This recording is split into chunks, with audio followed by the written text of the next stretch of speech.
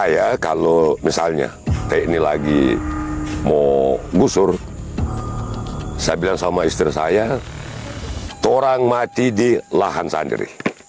Memang harga mati. Apapun yang terjadi, memang sudah mau kasih.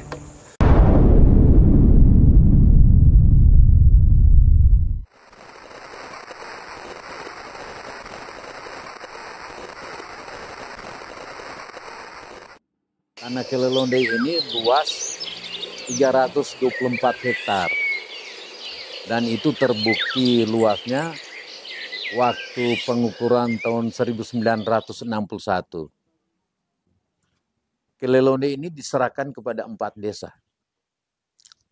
Noongan, Raringis, Ampreng, dan Tumaratas.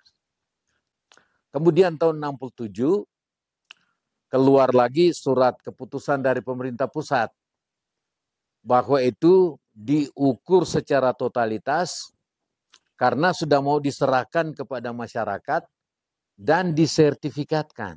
67 dilakukan pengukuran berdasarkan milik masing-masing.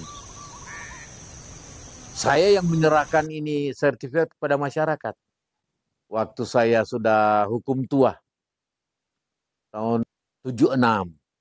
Tahun 76 sudah mulai ada latihan-latihan TNI situ. Lama-kelamaan TNI itu tergoda dengan hasil di sana kan. Hasil pertanian di sana, pertanian dari masyarakat. Makanya mereka usulkan mereka untuk kerja di sana. Sehingga itu seolah-olah sudah mau diserahkan kepada TNI. Tapi waktu TNI itu sudah mulai mengolah, ternyata tidak diteruskan karena masyarakat marah, malah masyarakat melakukan demonstrasi.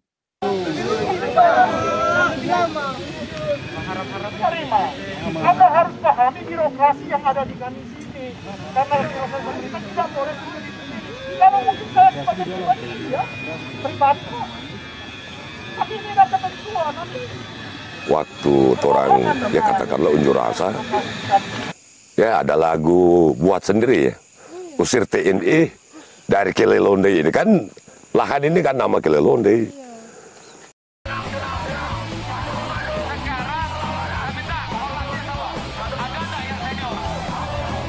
Tahun 2020 pihak TNI mengundang masyarakat untuk hadir di tempat mereka. Di sana diklaim oleh TNI, ini tanah milik TNI. Langsung diklaim bahwa ini tanah milik TNI. Tapi di sana masyarakat menolak. Masyarakat menganggap sebelum TNI ada di sini, mereka sudah ada lama di sini. Dan mulai dari situ masyarakat sadar kok akan terancamnya tanah ini. Pertengahan 2020 terjadilah konflik antara masyarakat dengan TNI. TNI mempertahankan hak mereka, masyarakat mempertahankan hak mereka, dan TNI mengklaim bahwa ini lahan milik mereka. Dan mereka mulai menggarap, merampas lahan, dan udah hampir semua di wilayah perkebunan Kelelonde udah dipetakan oleh TNI. Udah berapa titik dipasang pelang, dan udah dinama-namain. Pelang-pelangnya udah ada nama-nama yang dikasih oleh TNI. Kan sebagian besar lahan yang digusur, upah yang paling besar. Ya barangkali 1 hektar atau lebih. Jadi kami memang sebagai masyarakat, sebagai dang gembala, memang kami menentang no kalau dang pemerintah bilang dorang mau ambil tu atau TNI mau ambil tu kobong.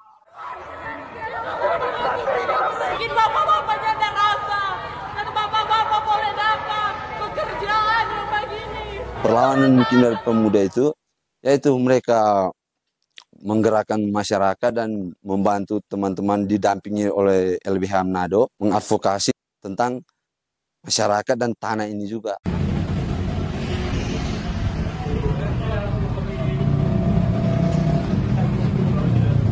Warga mempunyai dasar hukum yang kuat berupa sertifikat. Jadi secara hukum, secara legitimasi hukum mereka mempunyai alasan yang kuat.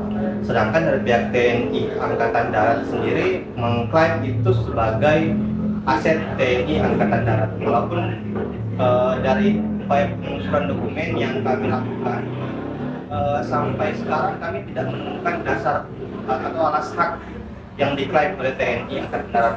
Memang pada saat itu kami melakukan perjuangan, melakukan aksi demonstrasi, membuat pengaduan ke lembaga-lembaga terkait. Walaupun memang sampai sekarang masih ada sisa sekitaran 11 hektar yang dijadikan tempat latihan oleh TNI Angkatan Darat.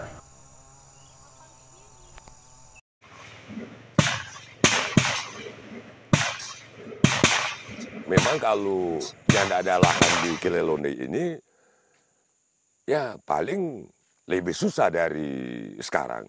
Ini lahan diolah untuk kebutuhan rumah tangga dan keperluan anak-anak ongkos sekolah. Jadi kalau yang ada lahan, wah, yang ada sekolah tuh adalah nggak bisa. Masyarakat Kilelonde ini menjadikan tanah Kilelonde sebagai ruang sakral di mana mereka dapat bertemu dengan Tuhan. Contoh simpelnya, ketika memulai pertanian, mereka harus berdoa terlebih dahulu. Membuka ladang pertanian, mereka harus melakukan ritual khusus dan lain sebagainya. Mereka mengaktualisasikan itu lewat pengelolaan tanah. Jadi tanah itu tidak dibiarkan, tapi tanah diolah berdasarkan mitologi yang telah mereka ciptakan, yakni bagaimana tanah tersebut telah diberikan kepada mereka dan perintah Adik Kodrati, perintah kuasa Adik Kodrati adalah mereka harus mengelola dan mereka tunduk terhadap itu. Anak-anak bisa sekolah melalui hasil dari kebun. Begitu juga jemaat bisa membangun dompe rohani, membangun gereja, itu semua hasil dari jemaat. Jemaat masyarakat yang ada di sekitaran Kilelonde, orang maju berkembang itu karena Kilelonde. Masyarakat di Raringis, Tumaratas, Ampreng atau yang ada di sekitar lahan Kilelonde itu. Mengapa kemudian mereka harus berjuang mati-matian mempertahankan tanah dari upaya pengambil alihan atau perampasan oleh TNI? Karena tanah itu terhubung secara spiritual kultural. Jadi kalau misalnya ada lagi penggusuran berikut, saya katakan suatu wali bagi ini mati kalau mati. Mati karena milik sendiri itu, mempertahankan milik sendiri. Terus sudah jodoh orang kan digaji negara. Tapi orang kasih kalau tidak kerja lahan makan apa? Nah itu. Orang masyarakat punya harapan supaya tuh kebun Kilelonde ini tetap menjadi milik masyarakat, tetap menjadi milik masyarakat yang ada di sekitar Kilelonde ini. Dan kami juga punya harapan kepada pemerintah untuk berbelas kasih kepada masyarakat supaya dorang relakan tuh Kilelonde ini betul-betul menjadi milik masyarakat. Bagaimana Pak Pir kalau ini lahan dibalikin sama Pak Pir? Oh, senang. Harapan saya tidak mungkin lagi oleh TNI mengambil alih itu. Harapannya agar teman-teman pemuda dan masyarakat akan terus memperjuangkan tanah ini, karena ini adalah ahli waris dari leluhur kita, dan sampai saat ini kita harus jaga untuk tanah ini tetap ada terus. Sayang nyingkirin